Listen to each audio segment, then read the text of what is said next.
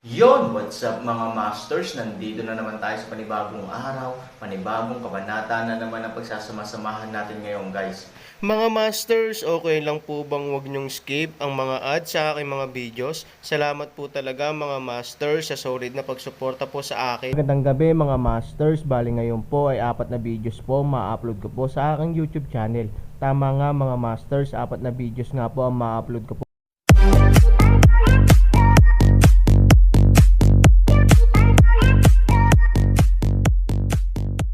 Bali mga masters, kung bago ka pa lang po sa aking YouTube channel, please click the subscribe button, lalong-lalo na po yung notification bell guys, para maging connected pa rin tayo sa isa't isa at maging updated kayo sa mga susunod ko pang video. Bali mga masters, bago natin umpisahan ng kwento ay mag-shoutout po muna tayo para sa mga solid nating tagapakinig. Shoutout kay Fernando Jimeno at shoutout kay Song Lyrics. Yun na nga mga masters, no? Bali hindi na ito patagalin. In 3, 2, 1, let's go! Kabanata 2236 hanggang 2240. Matagal nang naglalaway si Huang Xiaoyong. Gayunpaman, ang Aaron ay hindi iniangkop sa sitwasyong ito. Pagkatapos ng lahat, ang ganitong uri ng bagay ay ilegal sa mundo. Saan na ba siya nakakita ng ganoong lantad na eksena ng paghingi ng mga bisita? Ngunit ang kagandahan ng mga babaeng iyon nagulat Aaron. Yanji ilog 2 bangko. Casually dalhin ng isang babae sa labas, ito ay ganap na maganda, at figure, kung ito napunta sa lupa, hindi alam kung gaano karaming mga tao nahihilo. Master, ang gaganda ng mga babaeng ito. Huang Xiao yung tuyong bibig sa Aaron sinabi. Dahil ang daming babae dito, bakit ka na-infatuated kay Chen Yanran sa loob ng maraming taon? Nakangiting tanong ni Aaron. Master, mga babaeng brothel kung tutuusin. Okay lang maglaro paminsan-minsan. Paano mo sila may uuwi para maging asawa? Sabi ni Huang Xiaoyong. Ano ang mangyayari sa mga taong ito sa huli? Ang Aaron ay isang kahanga-hangang tao. Hindi pa nakilala ni Huang Xiaoyong ang mga taong nagmamalasakit sa mga babaeng brothel, at hindi niya naisip kung ano ang magiging hitsura ng mga babaeng ito sa hinaharap. Gayunpaman, kung iisipin mo, maaring isang kahabag-habag na katandaan kapag pinalayas ka sa brothel. Kung swertehin ka, baka kabit ka ng mayayaman. Gayunpaman, hindi magbabago ang mababang kalagayan. Master, bakit mo ito pinapahalagahan? Sabi ni Huang Xiaoyong. Curiosity lang naman. Hindi napigilan ni Han Sanchen na matawa. Kung ang lupa, ang mga babaeng iyon ay babalik sa kanilang bayan at maghahanap ng matapat na tao na mamumulot ng ulam.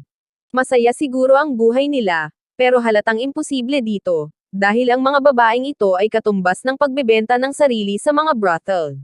Ang kanilang kapalaran ay matagal nang hindi nila kontrolado. Nang lumalangoy ang bangka patungo sa gitnang bahagi ng ilog Yanji, biglang pinahinto ni Huang Xiaoyong ang mga namamangka, at ito ang bahagi kung saan ang mga bangka ay higit na nakadaong.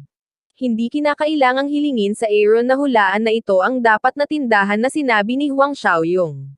Ang pagpili ng tindahan ng anak na babae ni Huang Hua para sa mga panauhin ay natural na karapat-dapat sa atensyon ng mas maraming tao.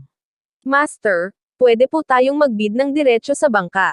Kung may crush ka kahit kanino, sabihin mo sa akin na kahit magkano ang halaga nito, mabubusog kita ngayong gabi. Sinabi ni Huang Xiaoyong sa Aaron. Sa harap ng Aaron, si Huang Xiaoyong ay walang pakialam sa pera. Hanggat masaya si Aaron, hindi niya kukurap ang kanyang mga mata kahit na ilabas niya ang lahat ng kayamanan ng bahay ng master ng lungsod. Hindi, panuurin mo lang ang excitement. Sa sandaling bumagsak ang boses ni Aaron, isang maselang babae ang itinulak sa tabing ilog. Kung titingnan ang paraan ng pagyuko niya ng ulo, parang takot na takot siya. Halatang bahagyang nanginginig ang kanyang maliit na katawan na halatang iba sa mga babaeng nagsalisit ng negosyo. Obviously, napilitan siya. Marahil ito ay normal sa Shaolin City, ngunit sa mata ni Aaron, hindi niya ito matitiis. Sa oras na ito, marami sa mga bisitang sakay ang nagsimulang magbid. Ito ay makikita na sila ay partikular na interesado sa ganitong uri ng hindi alam na babae, at ang presyo ay tumaas ng napakabilis. Kung mas mataas ang presyo, mas mababa ang boses ng pagbid. Hindi na control ni Aaron ang kanyang pakikiramay, sinabi kay Huang Xiaoyong, tulungan mo siyang tabyusin, magkano ang pera? Master, tatubusin mo ba siya? Namamangha si Huang Xiaoyong kay Aaron. Love at first sight ba ito? Ito ang bank of the Rouge River sa Shaolin City. Hindi dapat ako naawa. Napabuntong hininga si Han Sanchen. Alam din niyang hindi niya dapat gawin iyon, ngunit hindi niya kayang makita ang takot ng babae. Bagamat hindi alam ni Huang Xiaoyong kung bakit ginawa ito ng Aaron, natural na gusto niyang matugunan ang mga kinakailangan ng Aaron.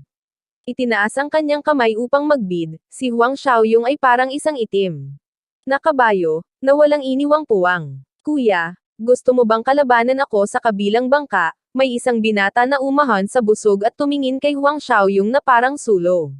Siya ang may pinakamalaking bid kanina.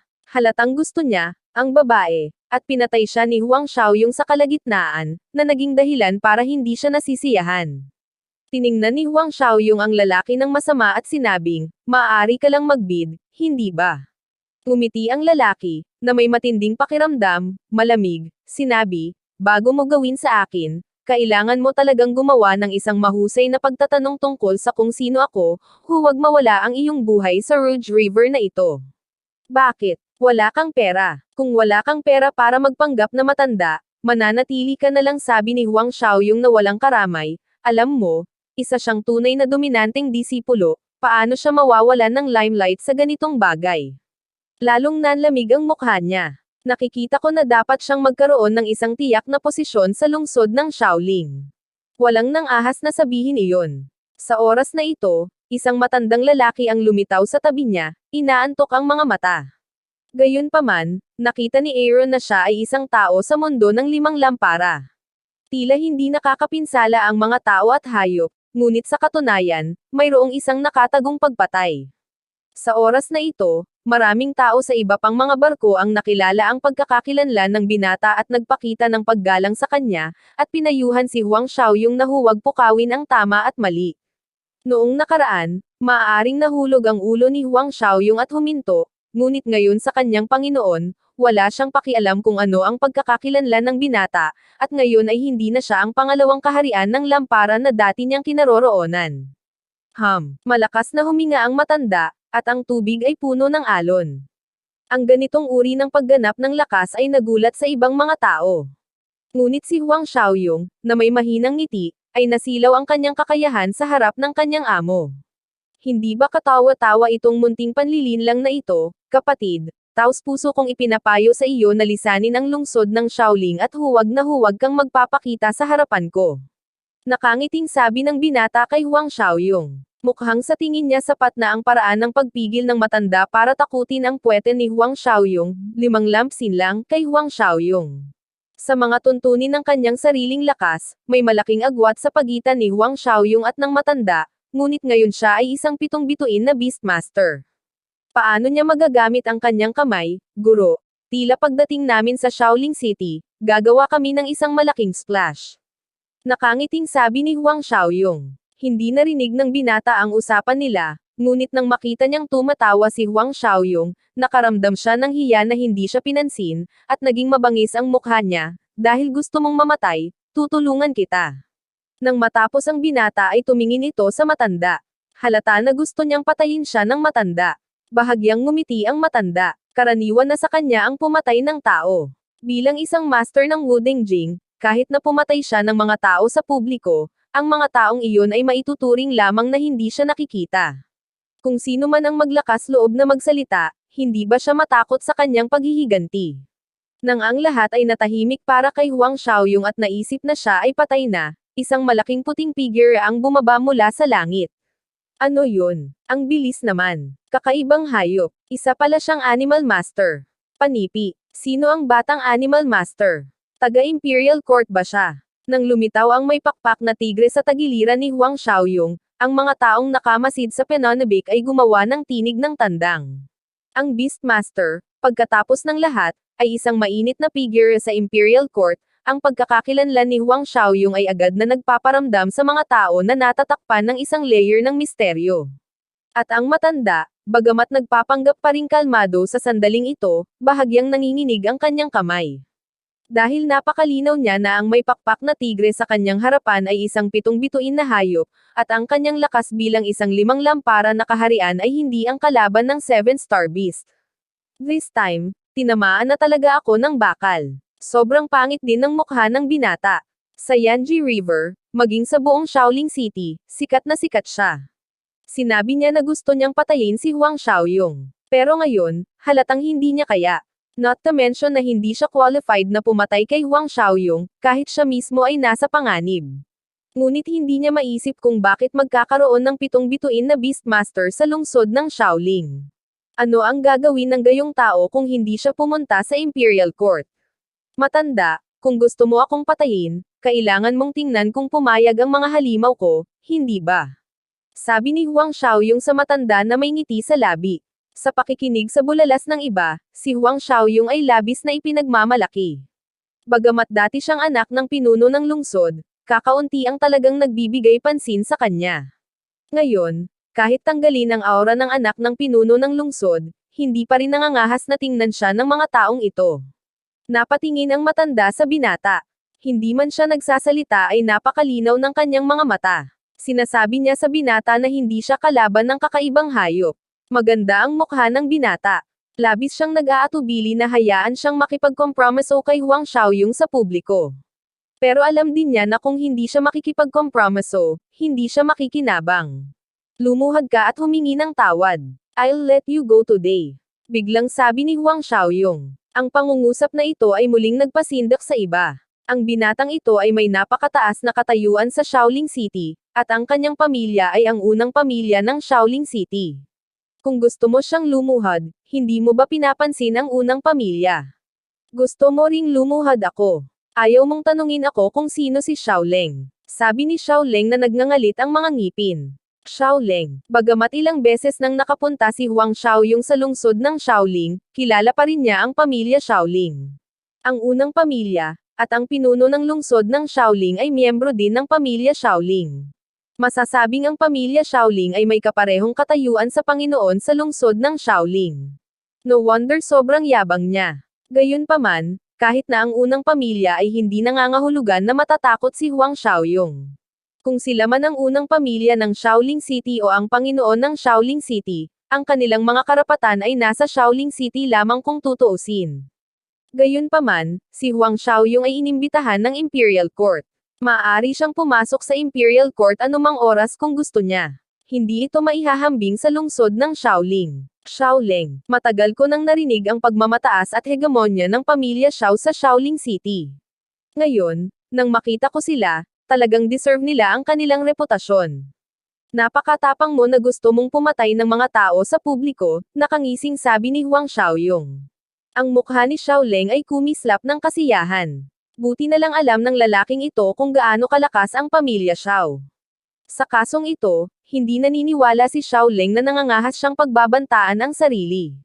Just know, I don't want to make more trouble. I advise you to get out of here. Sabi, Xiaoleng, Shaolin City lang. Dare you be so arrogant? Hindi mo ba pinapansin ang Imperial Court? Nakangiting sabi ni Huang Xiaoyong. Ang pagtukoy sa Imperial Court, muling nagbago ang mukha ni Xiaoleng. Makapangyarihan ang pamilya Xiao sa Shaolin City, ngunit gaano kalakas ang loob nilang ikumpara sa Imperial Court. Pagkatapos ng lahat, ang korte ng Imperial ay ang pinakamataas na lugar sa buong bansa. Sila ang nag-uutos sa lahat ng lungsod sa Imperial Court, na siyang tunay na pinakamataas na palasyo ng kapangyarihan. Ikaw, taga-Imperial Court ka ba? Nag-aatubili na tanong ni Xiaoleng. Alam niyang kung galing talaga sa Imperial Court ang lalaking nasa harapan niya, magulo ngayon. Magbabayad siya ng mabigat na halaga para sa kanyang kayabangan. 7-star Beastmaster, mayroon bang peke?